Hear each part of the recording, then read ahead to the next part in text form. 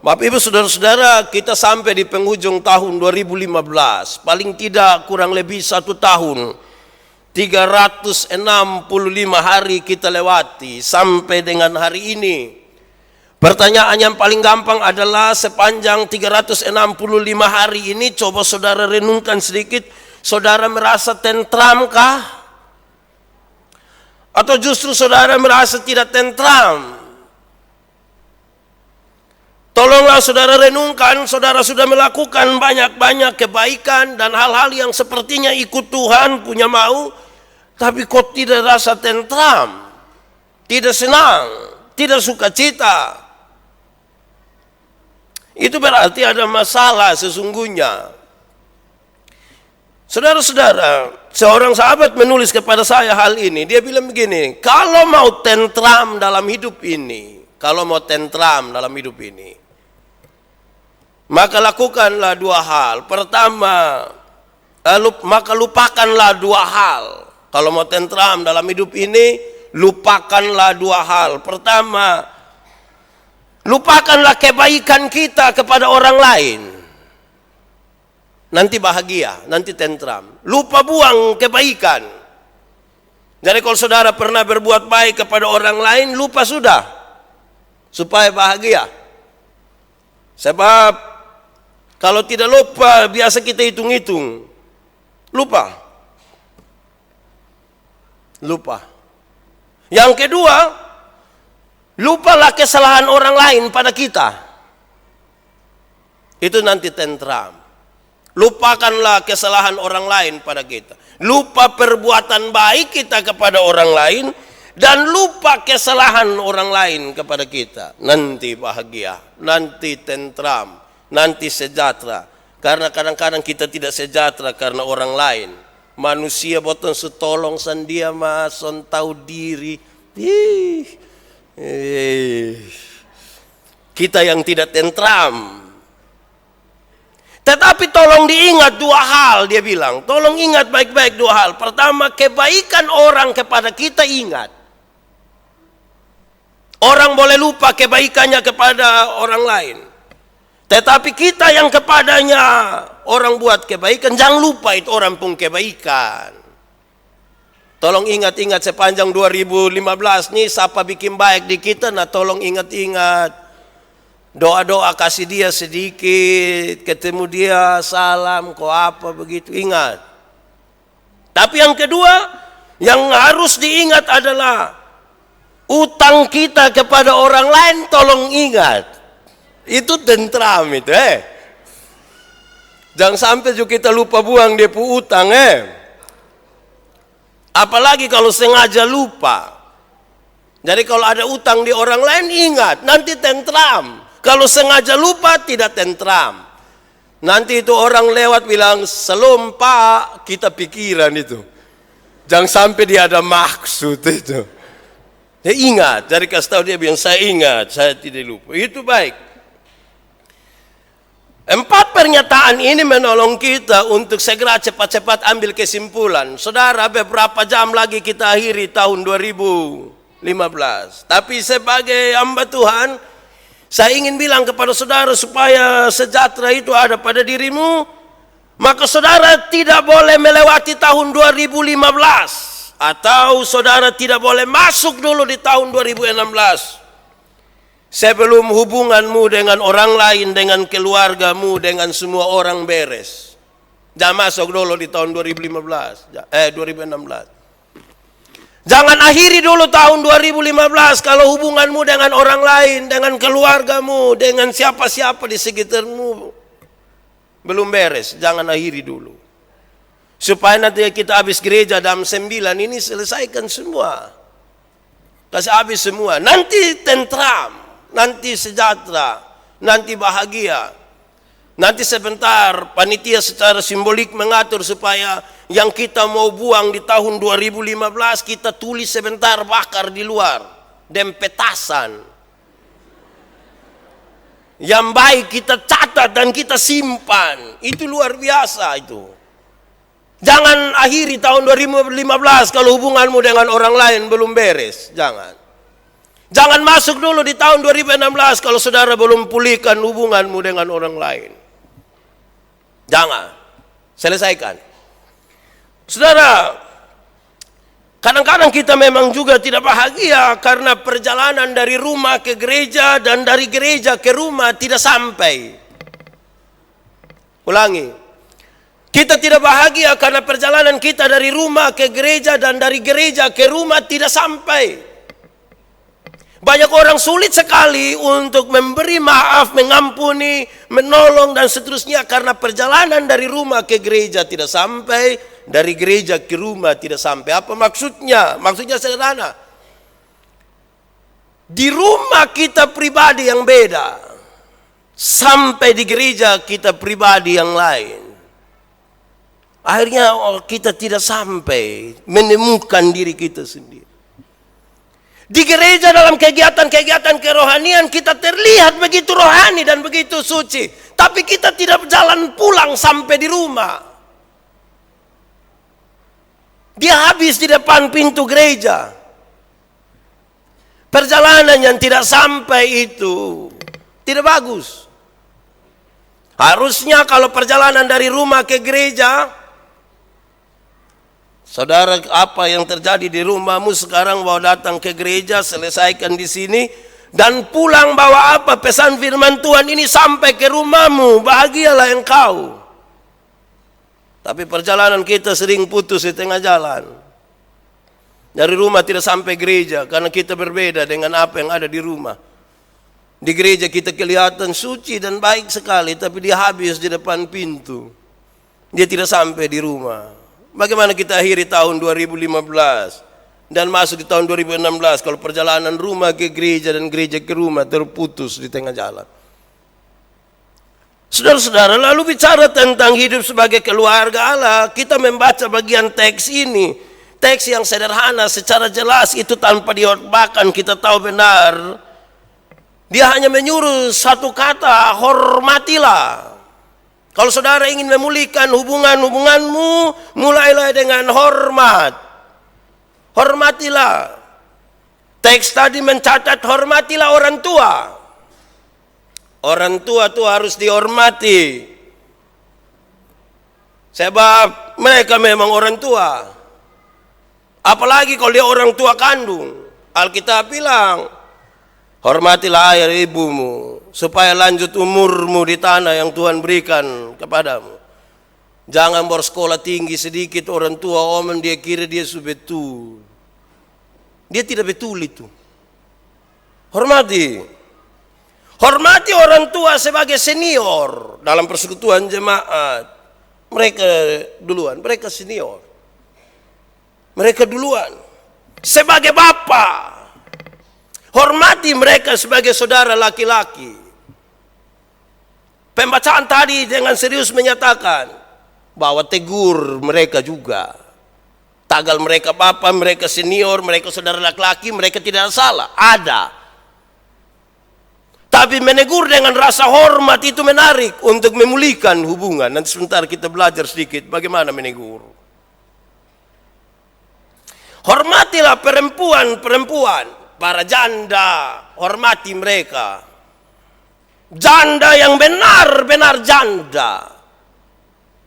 Itu ada bilang, itu tidak ada anak, tidak ada dia sendiri. Kalau Tuhan kasih anak juga, jangan hormati yang janda bagus-bagus. Yang tidak bagus kita kurang hormat. Hormatilah. Yang perempuan tua, Alkitab mencatat yang perempuan tua panggil mereka sebagai ibu. Maka tolong kau yang ibu-ibu tua don juga bikin ke ibu-ibu. Yang bikin ke nona-nona lain. Bikin ke ibu-ibu. Yang perempuan yang usianya di bawah panggil mereka sebagai adik. Kita adik perempuan don tuh baik. Bapak dan mama sakit dong langsung pi. Don baik, patut dihormati. Tapi hormatilah juga para pemimpinmu di dalam jemaat. Di situ dicatat dengan baik para penatua, pemimpin jemaat, mereka perlu dihormati. Apalagi mereka yang mendedikasikan dirinya dengan baik, untuk mengajar, untuk berkhotbah, untuk mendampingi saudara, mereka harus dihormati dengan baik. Maka pemulihan terjadi dalam hubungan keluarga dan keluarga Allah. Saudara-saudara, mari kita evaluasi sedikit hubungan kita dalam rumah dan dalam persekutuan jemaat. Kalau kita mau jujur saudara-saudara membaca teks ini, perpecahan dalam jemaat itu sering terjadi hanya karena kita punya cara berelasi yang tidak tepat. Cara kita berhubungan dengan tidak tepat. Saya ingin memberi tekanan bahwa terutama dalam menegur kesalahan. Dalam menegur kesalahan seringkali kita tidak tepat. Maksud kita benar. Tapi kalau dengan cara yang tidak tepat, dia merusak hubungan, bukan memperbaiki hubungan. Maka kalau kita lebih dalam sedikit memperhatikan hal-hal ini, maka pulang dan tolong lakukan. Kalau mau menegur kesalahan, itu mereka orang tua kah, mereka adik-adik kah, mereka siapa begitu. Catat baik-baik bahwa kalau mau tegur, tahu pasti dulu informasi.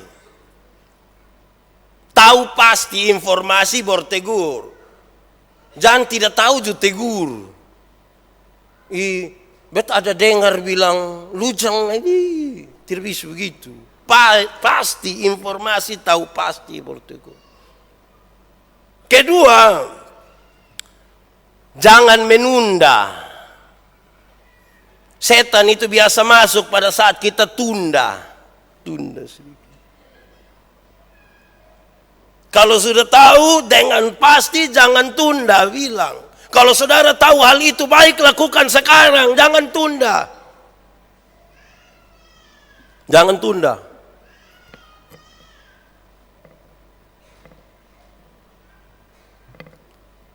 Juga bicaralah kira-kira 4 mata lah. Walaupun tadi dia bilang, tegurlah di hadapan semua orang. Supaya yang lain agak takut. Itu untuk kepentingan jemaat secara besar. Tapi untuk hubungan personal, jangan bikin malu orang di muka umum. Kita ini tegur orang tidak, tapi kalau omong dia pun nama bisa. Tegur dia langsung. Saudara tahu bahwa menegur itu tidak gampang di bawah 4 mata. Karena tak salah kita yang tegur, kita yang gugup. Berulang-ulang kali saya bilang kita ini susah melihat sebuah kesalahan, kita susah tegur. Dia yang bersangkutan tapi kita tegur orang lain. Orang kalau ada kotor di sini, kita lihat kita susah tegur kan. Mau kasih tahu ke rasa karmana kok. Tapi kita kasih tahu orang lain, lu lihat. Bicara dengan dia. Tetapi di dalam menegur kesalahan ingat, jangan merembes kemana-mana. Kalau salah itu ya itu sudah. Jangan takal dia salah itu, bilang dia lupa model. Ini hari lu bikin ini, tahun 2300 lu bikin itu. 1980 lu pun kesalahan ini. Ay, kasihan. Salah apa ya itu saja yang kita omong. Jangan omong pi barang lain. Marah kita seringkali tidak proporsional. Tetapi saudara, kalau mau begitu, lakukanlah dengan adil. Jangan yang ini kita tegur, yang itu tidak. Lakukanlah dengan adil. Tegurlah, kalau siapa salah sama-sama ditegur. Tapi dengan sebuah keyakinan bahwa setelah ini kita mau menjadi lebih baik. Mau ambil komitmen bersama untuk lebih baik. Itu soal yang pertama. Ada persoalan hubungan yang buruk dalam keluarga dan di dalam keluarga Allah persekutuan jemaat ini mulai dari soal menegur. Apalagi yang kita tegur itu kan tersinggung. Belum tegur dia sudah tersinggung duluan. Padahal dia tegur dia pun diri sendiri itu sebenarnya. Yang kedua, kalau pertama soal tegur, yang kedua soal tanggung jawab dalam jemaat. Tanggung jawab dalam jemaat. Tadi dicatat dengan baik soal para janda, hal ini dilandaskan pada tanggung jawab untuk memelihara, masyarakat atau jemaat. Kalimat yang paling mungkin saya pakai untuk kita saudara, untuk pemberitaan ini adalah saling melayanilah seorang dengan yang lain. Kalau kita bersaudara di rumah, saling melayanilah seorang dengan yang lain. Yang lain juga hanya tada sah. Saling itu berarti satu kasih satu. Tidak boleh dibandingkan. Karena berkat itu beda-beda. Tapi salinglah seorang dengan yang lain. Lalu bagaimana sekarang mengelola saling melayani? Saudara harus pulang dan lakukan sekarang. Yang paling penting dari saling melayani itu adalah kehadiran. Yang paling pertama adalah kehadiran. Kalau saudara butuh melayani seseorang, kehadiran dirimu lebih penting. Hadir. Hadir.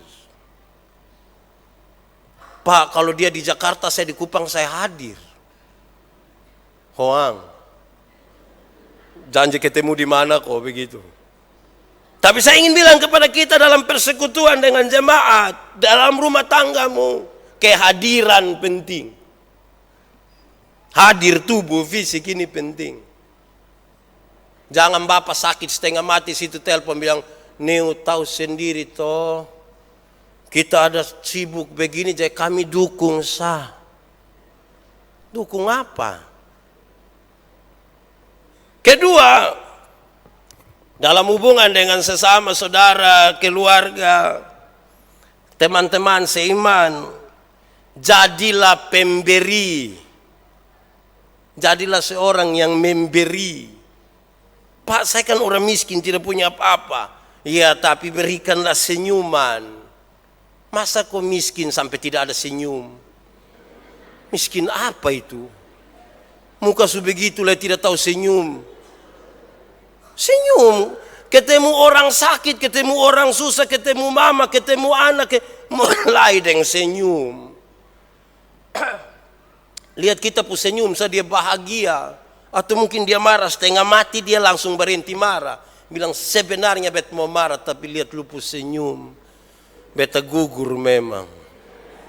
Senyum. Tidak usah muka asam. Muka asam itu menambah penyakit. Penyakit muka asam dia pun nama. Senyum. Berikanlah salam. Berikanlah salam. Anda mungkin tidak memberi supermi dan tidak memberi uang, tapi tolong kasih salam. Kalau salam juga jangan pilih-pilih orang. Lihat siapa di situ, nah salam. Ini salam juga pilih-pilih orang. Masuk itu ada semua orang di situ, dia salam di sini, di situ. Yang di sini dia langgar. Bertanya, aduh tahu sendiri sutuang. Tidak lihat yang di sini, tidak bisa. Salam. Kalau salam, nah tolong kau lihat orang pemuka. Saya banyak bersalamat dengan orang. Saya paling jengkel kalau dua hal. Pertama, kalau pegang tangan yang kita baru muka lihat di orang lain. Itu kayak karmana kok begitu. Sebenarnya kenapa? Dom pegang tangan, iya. Kok ini? Jadi baliat baik salam. Yang kedua, kadang-kadang saya jengkel kalau sorong tangan saya dan penuh hati, sorong tangan apa ini. Dong sorong sepotong saya di sini. Ada yang sorong, hai, jijik kok apa? Saya tangan bagus ini. Sorong sepotong saya di sini ini. Orang tidak bawa berkat betul itu. Sorong penuh atau kalau tidak mau ya putar saja. Sorong sedikit pun setengah hati lah. Padahal tidak pakai emas, pakai batu akik juga. Berikan salam. Berikanlah pertanyaan karena tertarik. Ya, pertanyaan. Lihat orang ada usaha jual kacang di situ, tanya bilang, ini kacang goreng ke mana? Terus dia bilang, ini pakai air, sasang pakai minyak.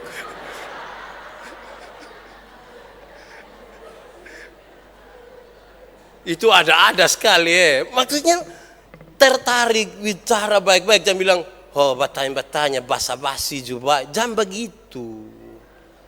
Lurus-lurus bertanya baik-baik. Jangan orang ada sibuk setengah mati dengan goreng kacang kita pitanya. Tadi malam bulu tangkis apa mana? Sangat tidak bagus itu Dengan tertarik.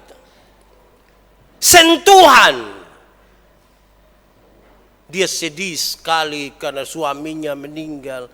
Sedikit tapi tolong kau tahu siapa yang sentuh Jangan sampai pegangin kata sentuh, semua orang disentuh habis begini, jangan. Sentuhan itu penting juga. Ibu-ibu menyentuh yang nona-nona, yang papa menyentuh yang papa. Tapi jangan ditafsirkan lebih jauh dari itu Itu yang normal, jangan belok. Lurus. Pelukan. Kadang-kadang orang kalau sangat sedih dengan sesuatu, kita pergi dan merangkul dia tuh seperti ada sesuatu yang bisa dia kasih.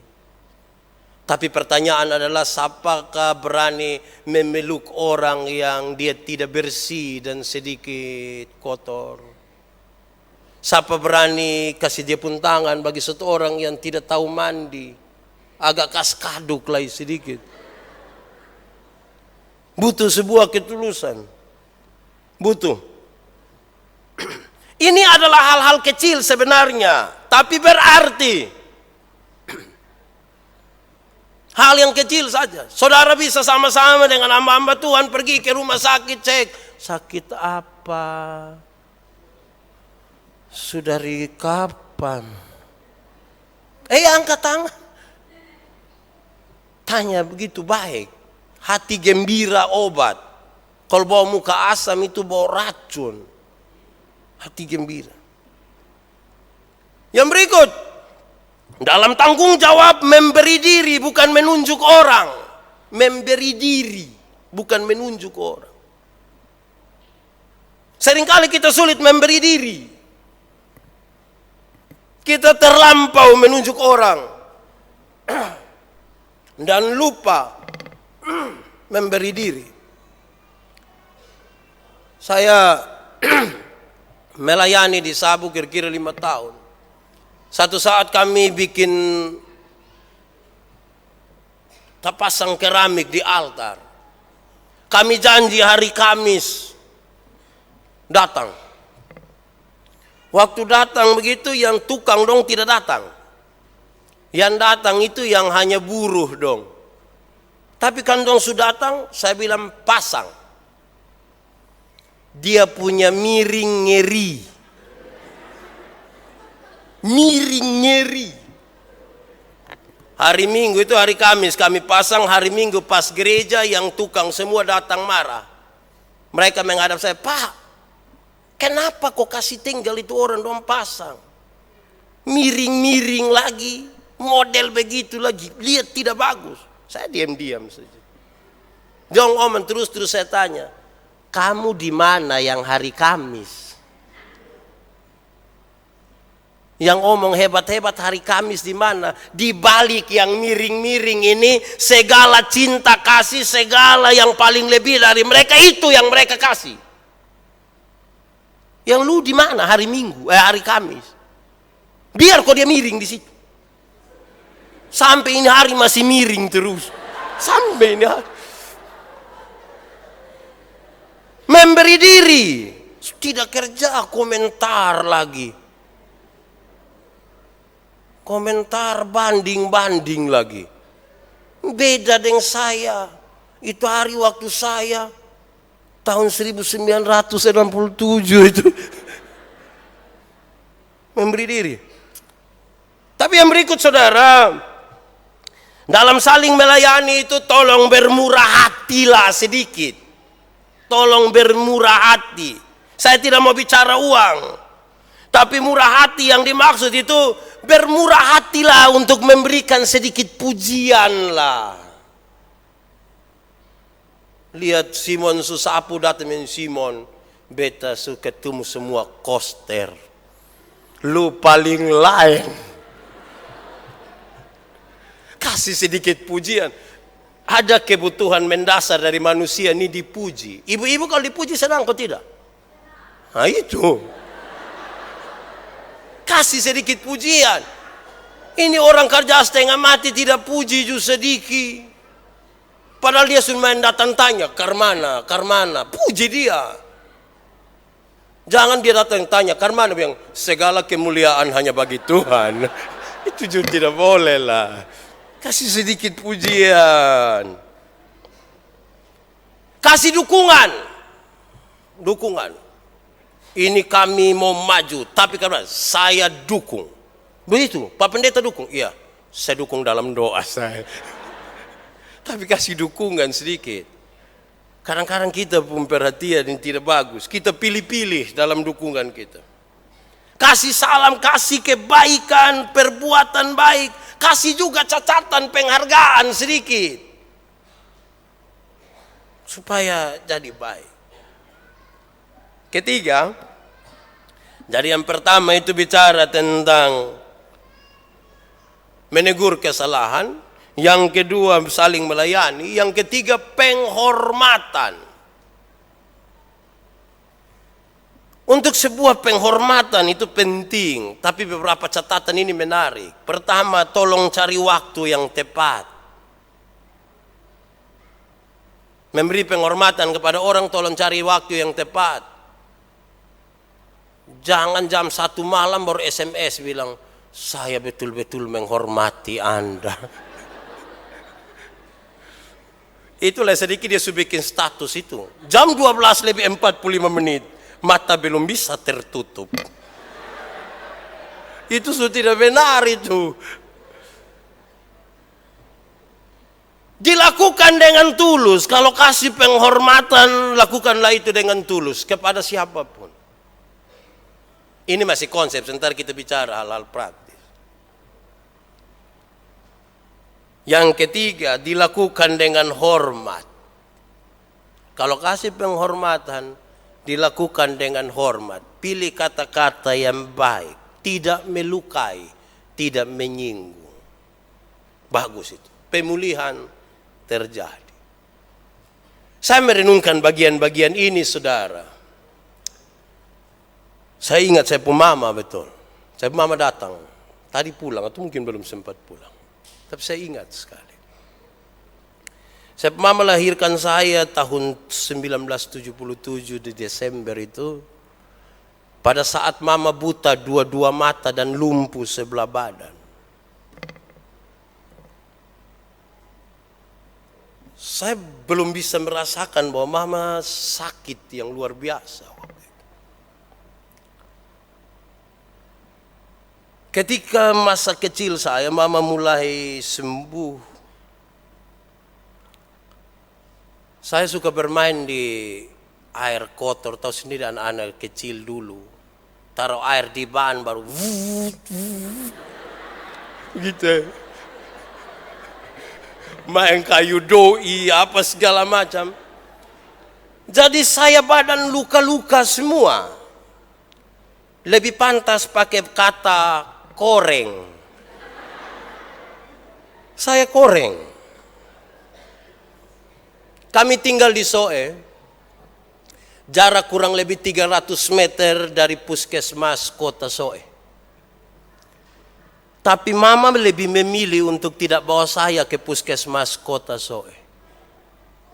Mama bawa saya ke puskesmas Nule. Itu jarak kira-kira 10 km dari Soe.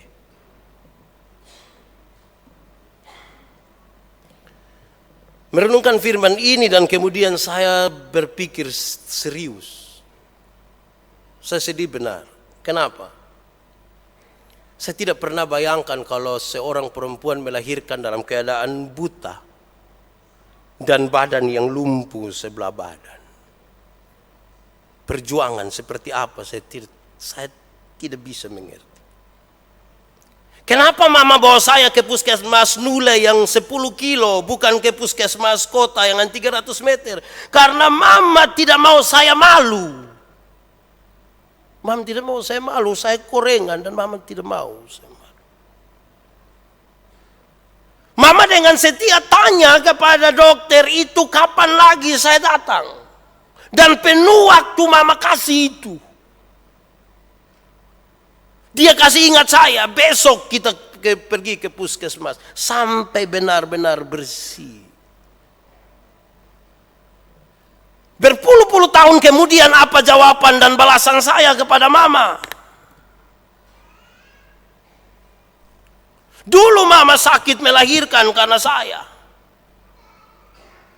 Saya kuliah dan ketika saya sakit mama berdoa, Tuhan, kalau mungkin saya sakit ganti anak saya, biarkan saya sakit. Mama tidak mau kalau saya di tempat di Kupang, walaupun dekat dengan saya sendiri dan saya sakit. Mama tidak mau, biar mama sakit. Lu tidak usah sakit. Tapi di usia yang ke-62 sekarang, ketika mama sakit-sakitan, mama datang dalam keadaan sakit. Mama benar-benar sakit, justru saya tidak ada. Saya tidak pernah kasih perhatian. Alasannya masuk akal, sibuk. Siapa lebih sibuk dari saya? Dan begitu masuk akal.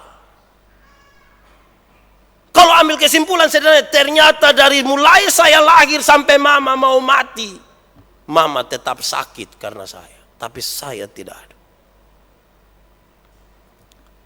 Mama malu. Mama tidak mau saya malu kalau bawa saya ke puskesmas kota, nanti teman-teman tahu. Tapi saya pernah malu karena saya punya mama hanya kelas 3 SR. Saya pernah malu. Hampir-hampir tidak mau akui saya punya mama. Karena dia hanya satu orang yang sekolah SR kelas 3. Mama penuh waktu mendampingi saya sampai korengan sembuh. Tapi 2 jam mendampingi mama di rumah sakit, saya kira saya sudah penuh waktu dengan mama. 2 jam. Berimbangkah itu? Tidak. Tidak.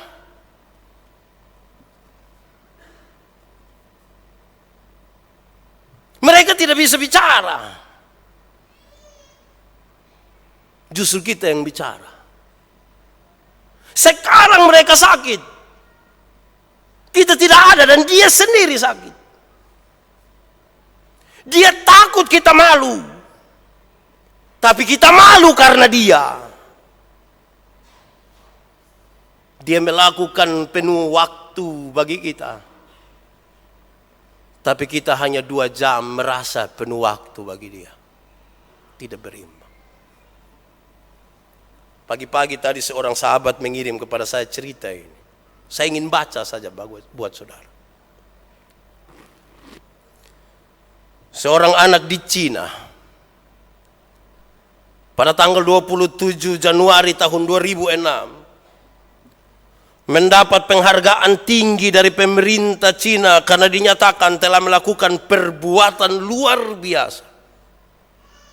Di antara 9 orang peraih penghargaan itu, anak ini, Sang Da namanya, merupakan satu-satunya anak kecil yang terpilih dari 1,4 miliar penduduk Cina. Yang membuatnya dianggap luar biasa ternyata adalah perhatian dan pengabdian kepada ayahnya. Senantiasa kerja keras dan pantang menyerah. Serta perilaku dan ucapannya yang menimbulkan rasa simpati. Sejak ia berusia 10 tahun, pada tahun 2001, anak ini ditinggal pergi oleh ibunya, bukan karena mati. Tetapi ibunya sudah tidak tahan lagi hidup bersama dengan suaminya. yang sakit-sakitan dan miskin. Dan sejak hari itu anak ini, Sangda, hidup dengan seorang papa yang tidak bisa bekerja, tidak bisa berjalan, dan sakit-sakitan. Kondisi ini memaksa seorang bocah ingusan yang waktu itu belum genap 10 tahun untuk mengambil tanggung jawab yang sangat berat. Ia harus sekolah, ia harus mencari makan untuk dia dan papanya, dan ia juga harus memikirkan obat-obat yang pasti tidak murah. Dalam kondisi seperti inilah dia memulai kisah yang luar biasa. Anak ini terlalu kecil untuk menjalankan tanggung jawab yang susah dan pahit ini. Ia adalah salah satu dari sekian banyak anak yang harus menerima kenyataan hidup yang pahit di dunia ini. Tetapi yang membuat dia berbeda dengan anak-anak lain ialah dia pantang menyerah. Dia tidak menyerah. Hidup harus terus berjalan, tapi tidak dengan melakukan kejahatan. Susah memang, tapi tidak dengan melakukan kejahatan. Melainkan memikul tanggung jawab untuk meneruskan kehidupannya bersama-sama dengan papa yang dia cintai. Itulah yang diungkapkan anak ini ketika menghadapi utusan pemerintah yang ingin tahu apa yang ia kerjakan selama itu. Inilah yang dia bilang. Hidup harus berjalan, tapi tidak dengan melakukan kejahatan, melainkan memikul tanggung jawab untuk meneruskan kehidupan dirinya dan papanya. Ia mulai lembaran baru dalam hidupnya dengan terus bersekolah. Dari rumah sampai sekolah harus berjalan kaki melewati hutan kecil. Dalam perjalanan dari dan ke sekolah, ia mulai makan daun-daun, biji-bijian, dan buah-buahan yang dia temui di hutan kecil itu. Kadang ia menemukan sejenis jamur atau rumput dan ia coba memakannya. Dari mencoba makanan itu, ia tahu mana yang harus dimakan oleh lidahnya dan mana yang tidak boleh. Setelah jam pulang sekolah di siang hari dan juga pada sore hari, ia bergabung dengan tukang-tukang batu untuk membelah batu-batu besar dan memperoleh upah dari pekerjaan itu. Hasil kerja sebagai tukang batu itulah ia gunakan untuk membeli beras dan obat-obatan untuk papanya. Hidup seperti ini ia jalani selama 5 tahun. Tapi badannya tetap sehat. Sangda merawat papanya sejak dia berusia 10 tahun.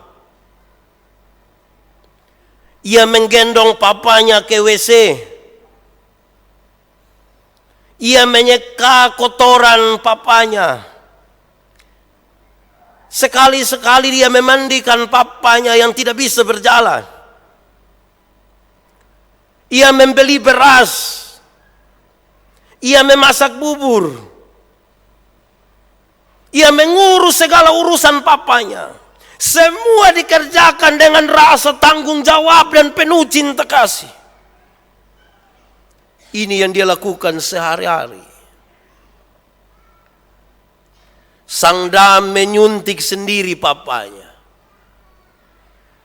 Obat yang mahal dan jauh tempat dia berobat membuat Sangda berpikir untuk menemukan cara terbaik untuk mengatasi semua itu. Sejak umur 10 tahun, ia mulai belajar tentang obat-obatan melalui sebuah buku bekas yang ia beli. Yang membuat dia menjadi luar biasa adalah ia belajar bagaimana seorang suster memberi injeksi kepada pasiennya. Setelah ia rasa mampu, ia nekat untuk menyuntik papanya sendiri. Sekarang pekerjaan menyuntik papanya sudah dilakukan selama lebih kurang 5 tahun. Maka dia mulai terampil untuk menyuntik. Dalam acara itu, ketika mata para pejabat, pengusaha, dan para artis, orang-orang terkenal yang diundang hadir dalam acara penganugerahan penghargaan tersebut, semua mata tertuju kepadanya. Pembawa acara bertanya, "Sandra, sebut saja apa yang kamu mau. Mau sekolah di mana dan apa yang kamu rindukan untuk terjadi dalam hidupmu. Berapa uang yang kamu butuhkan sampai kamu selesai kuliah. Besar nanti kamu mau kuliah di mana, sebut saja. Pokoknya apa yang kamu idam-idamkan, sebut saja. Di sini banyak pejabat, di sini banyak pengusaha, di sini banyak orang terkenal yang hadir. Mereka bisa membantumu." Saat ini juga ada ratusan juta orang yang sedang melihat kamu melalui layar-layar televisi. Dan mereka sangat bisa membantumu. Sebut saja. Anak ini pun terdiam dan tidak menjawab apa-apa. Pembawa acara berkata lagi kepadanya, "Sebut saja, mereka bisa membantumu. Sebut saja, ini kesempatan." Beberapa menit anak ini masih terdiam. Lalu dengan suara bergetar dan sedikit meneteskan air mata, dia menjawab, "Yang aku mau ialah aku mau mama kembali. Yang aku mau ialah aku mau mama kembali. Mama, kembalilah ke rumah. Aku bisa membantu papa. Aku bisa mencari makan sendiri. Tapi mama tolong kembali ke rumah." Semua yang hadir pun spontan menitikan air mata. Mereka terharu. Tidak ada yang menyangka akan apa yang keluar dari bibir anak kecil ini. Mengapa ia tidak minta kemudahan untuk pengobatan papanya? Mengapa ia tidak minta deposito yang cukup untuk meringankan hidupnya dan sedikit bekal untuk masa depannya? Mengapa ia tidak minta rumah kecil yang dekat dengan rumah sakit? Mengapa ia tidak minta kartu kemudian dari pemerintah agar ia membutuhkan, pasti dia dapat dibantu?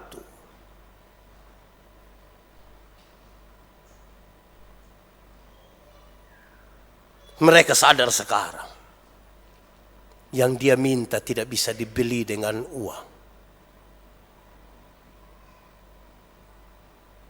Mama, pulanglah ke rumah. Tidak bisa dengan uang. Tapi dengan kasih sayang. Dengan ketulusan. Dengan perhatian. Ini yang paling utama bagi anak kecil itu. Aku mau mama kembali. Sebuah ungkapan yang mungkin sudah dipendam sejak saat melihat mamanya pergi meninggalkan dia dan papanya.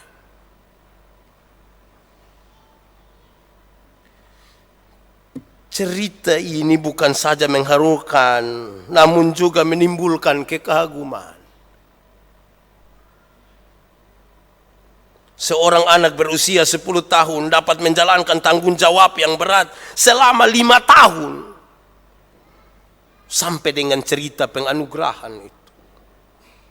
Kesulitan hidup telah menempa anak tersebut menjadi sosok yang tangguh dan pantang menyerah. Sanda boleh dibilang langka karena sangat berbeda dengan kita dan anak-anak kita masa kini. Saat ini banyak anak yang segala sesuatu selalu dimudahkan oleh orang tuanya karena alasan sayang. Orang tua selalu membantu anaknya, meskipun sang anak sudah mampu melakukannya. Kapan anak membantu orang tuanya? Kapan?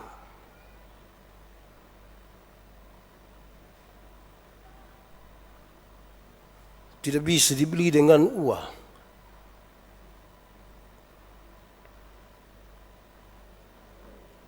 Tidak bisa ditukar dengan seberapapun yang saudara berikan pada orang tua.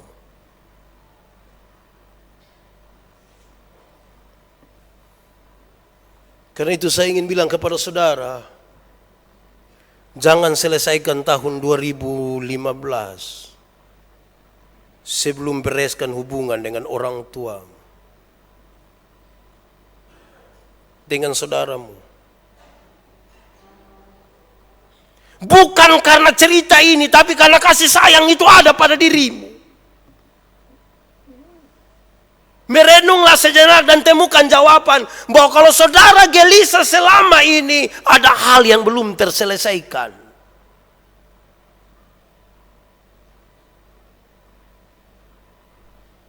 Selesaikan. Keluargamu harus pulih. Mari kita sama-sama masuk di 2016 oleh sebuah pemulihan keluarga oleh Tuhan, karena hati yang mau dibuka untuk sebuah teguran yang nyata, untuk sebuah tanggung jawab, dan untuk sebuah rasa hormat seorang dengan yang lain. Karena Tuhan tidak pernah salah menempatkan orang-orang di sekitar kita. Ambil waktu sedikit.